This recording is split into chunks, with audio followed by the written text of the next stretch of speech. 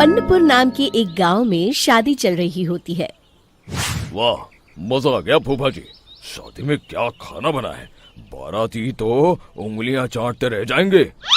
हाँ, तुमने सही कहा, पनीर की सब्जी का तो कोई जवाब ही नहीं। दूसरी तरफ पंडित जी फेरों की तैयारी कर रहे होते हैं कि तभी वहाँ एक चुड़ैल आ जाती है। अरे मर गया रे, ये चुड़ैल यहाँ क्या कर रही है? अरे दिवाकर जी, ये आपकी कौन सी रिश्तेदार है? अरे मुझे क्या पता, क्या भाग्यवान, कहीं ये तुम्हारे मायके से तो नहीं आई है।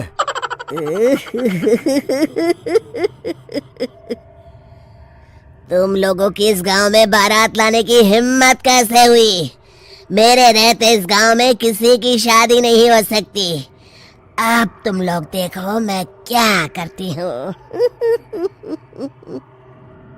अरे मर गया रे, मैंने सुना है ये जबान की पक्की है। भागो रे भागो, वरना ये चुड़ैल किसी को नहीं छोड़ेगी। हाँ, तुम सही कहते हो मोहन भाई, यहाँ से भाग लेने में ही हम सबकी भलाई है। देखते ही देखते शादी के मंडप में भगदड़ मच जाती है और चुड़ैल सब कुछ उजाड़ कर रख देती है। फिर एक दिन मोहन की शादी तय हो जाती है। अरे भाई, अगले हफ्ते मेरी शादी तय हो गई है, लेकिन इस चुड़ैल की दहशत के मारे तो मेरे हाथ पैर कांप रहे हैं। अरे मोहन, तुम्हारा दिमाग तो खराब नहीं हो गया? तुम अपने साथ साथ हम सब गांव वालों को भी बलि का बकरा बनाना चाहते हो? उस चुड़ैल के रहते तुमने अपनी शादी के बारे में सोच भी कैसे लिया?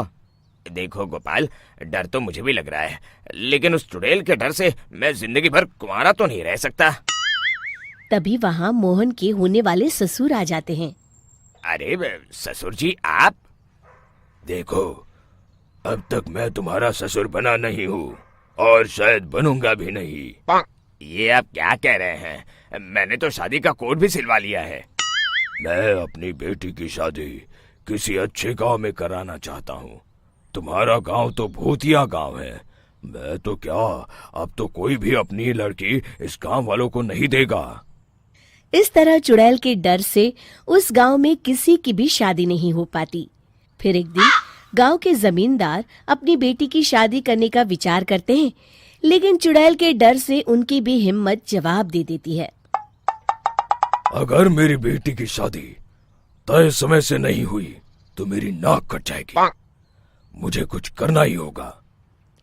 एक सलाहकार के कहने पर जमींदार काशी से एक बहुत ही नामी तांत्रिक को अपने घर बुलवाते हैं, जो भूत चुड़ैल को पकड़ने में माहिर माना जाता था।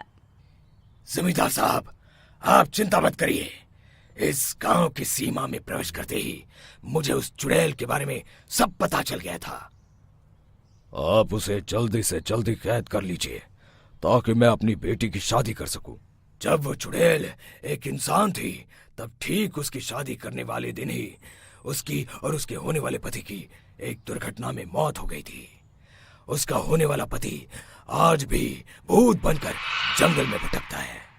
इसलिए जब तक चुड़ैल की शादी नहीं हो जाएगी, वो किसी और की भी शादी नहीं होने देगी। ये आप क्या कह रहे हैं? अगर वो भूत भी हमारे गांव में आ गया, तब हमारा क्या होगा? ये आदमी बीच में बहुत बोलता है, इसे बाहर निकालो। उसके बाद तांत्रिक बताते हैं कि अगर उस भूत के साथ चुड़ैल की शादी करा दी जाए तो वो चुड़ैल हमेशा हमेशा के लिए उस गांव को छोड़कर चली जाएगी। जमींदार साहब, आप अपनी बेटी की शादी की तैयारी शुरू कर दीजिए। मैं कुछ गांव वालों को अपने साथ लेकर उस भूत को ढूंढने जंगल की ओर जाता हूँ। इस तरह जमींदार निश्चित होकर अपनी बेटी की शादी करवाने लगते हैं, लेकिन तभी वहाँ चुड़ैल आ जाती है। मैंने तुम गांव वालों को समझाया था ना कि इस गांव में कभी कोई शादी नहीं करेगा। लगता है तुम लोग मुझे हल्के में ले रहे हो। चुड़ैल जमींदार की बेटी को उठा लेती है।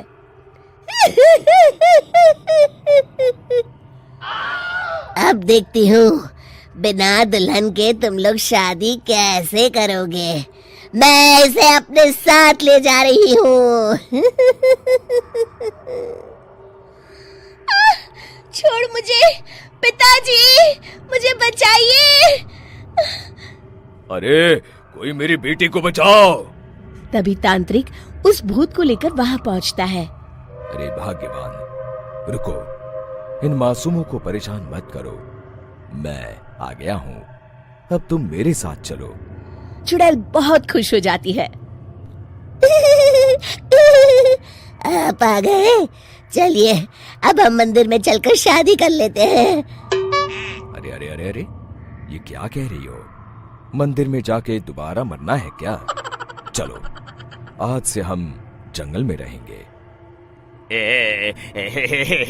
चुड़ैल चली गई, अब मेरी शादी हो जाएगी। इस तरह सभी गांव वाले खुशी से झूमने लगते हैं।